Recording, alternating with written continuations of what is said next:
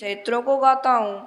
तो मैं ये लिख कब रहा हूँ रामचरितमानस सम्मत 1631 साल 1631 में मैं इसको लिख रहा हूँ। नौमी भौम बार मधुमास है, नौमी तिथि है, मधुमास है, शुक्ल पक्ष अवधि प्रीता। तुलसीदास जी कहते हैं कि मैं बड़े पावन समय पर इसको लिख रहा हूँ, क्योंकि यही दिन राम जन्म श्रुति गावे, जिस दिन राम जी का जन्म होता है उस दिन मैं इसे लिख रहा हूँ। जहाँ सारे तीर्थ चले आते हैं अयोध्या में, राम जी के जन्म के दिन जितने भी तीर्थ हैं सब तीर्थ अयोध्या में आ जाते हैं। और मज्जय सज्जन वृंद बहु पावन सरजू नीर, जपै राम धरि ध्यान उर, सुंदर श्याम शरीर। मज्जय सज्जन वृंद बहु, बहुत लोग स्नान करते हैं सरयू जी में, पावन सरजू नीर, जपै राम धरि ध्यान उर, राम जी को जप रहे हैं और सुंदर श्याम शरीर, राम जी के श्यामले शरीर का स्मरण कर रहे हैं। राम धाम दापुरी सुहावन, लोक समस्त विदित अति पावन।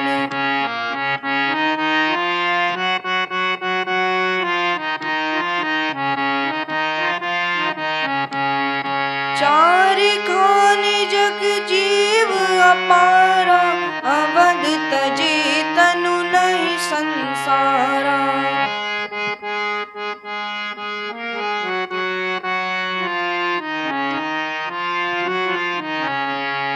विमल कथा कर कीन आरंभा, सुनत नसाय काम मद दंबा।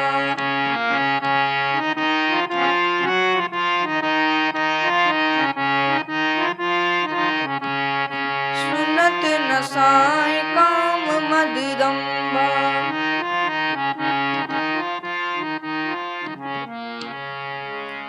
राम धाम दापुरी सुहावन, ये अयोध्या नगरी तो ऐसी है कि अगर अयोध्या में किसी की मृत्यु हो जाए तो फिर वो पुरुष सीधा राम जी के धाम को चला जाता है। अयोध्या राम धाम दा, राम जी के धाम को देने वाली है। राम धाम दा पुरी सुहावन, चार खान जग जीव अपारा, स्वेदा जरायुज उद्विज, इस तरह से चार खान होती हैं, उनमें से जीव निकलते हैं। जैसे अंडज माने अंडे से निकलते हैं, स्वेदज पसीने से जो पैदा होते हैं, जरायुज यानी हम मनुष्य जन जरा से प्रकट होते हैं, और उद्विज यानी धरती फोड़ के प्रकट होते हैं। ये चार खान होती हैं। तो इसमें से जो भी अगर प्रकट होता है उसकी मृत्यु अयोध्या में होती है तो राम जी के धाम को चला जाता है। विमल कथा कर कीन आरंभा, अब मैं निर्मल कथा को प्रारंभ करने जा रहा हूं, जिसको सुनकर काम क्रोध लोभ का नाश हो जाता है। फिर तुलसीदास जी कहते हैं, रामचरित मानस ही नामा, सुनत श्रवण पाई विश्रामा।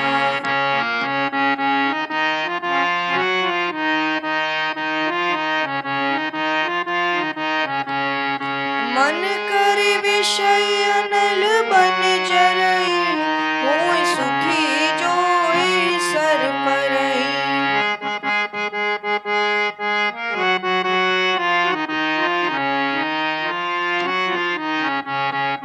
रचि महेश निज मानस राखा, पाई सुसमउ सिंहासन वासा।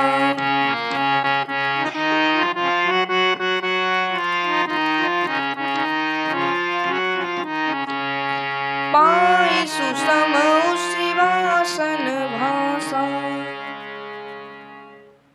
तो रामचरितमानस यही नाम है। तुलसीदास जी कहते हैं मैं जो लिखने जा रहा हूं इसका नाम होगा रामचरितमानस, जिसको सुनने से पढ़ने से लोगों को विश्राम प्रदान होगा।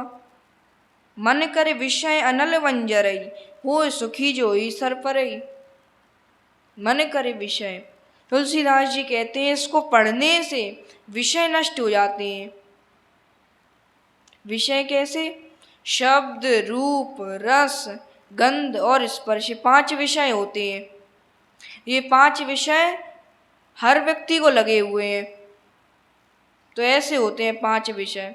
संसार में जितने लोग हैं सबको लगे हैं, लेकिन जो मायातीत हो चुके हैं, तुरीयावस्था पहुंच चुके हैं, उनको ये किसी काम के नहीं लगते।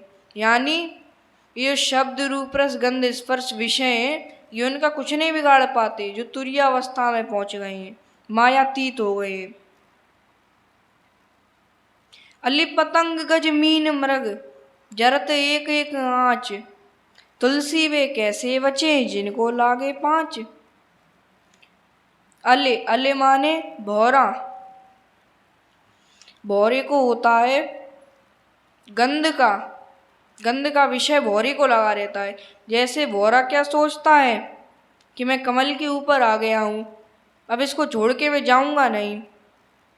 सूर्यास्त हो गए, अंधकार होने लगा, अब कमल बंद हो रहा है धीरे धीरे। तो भौरा क्या सोचता है कि मैं जा तो सकता हूँ इससे, लेकिन मुझे नहीं जाना, मैं यहीं रहूँगा। जब सुबह सूर्य उदय होंगे, कमल खुल जाएगा, फिर मैं निकल जाऊँगा। ऐसा सोचा। तो ऐसा सोचते सोचते वो अंदर ही पड़ा हुआ है। तो सोच तो ये रहा था कि सुबह हो जाएगी, कमल खुलेगा, मैं बाहर निकल जाऊँगा। पर हुआ क्या, रात्रि में ही आ गया एक हाथी, सो चबा गया कमल को। सो भौरा उसी के अंदर रह गया। तो ये इसको भौरे को लगा हुआ था गंध का विषय, तो उसकी मृत्यु हो गई। अली पतंग, पतंग जो होता है भौरे जैसा ही होता है।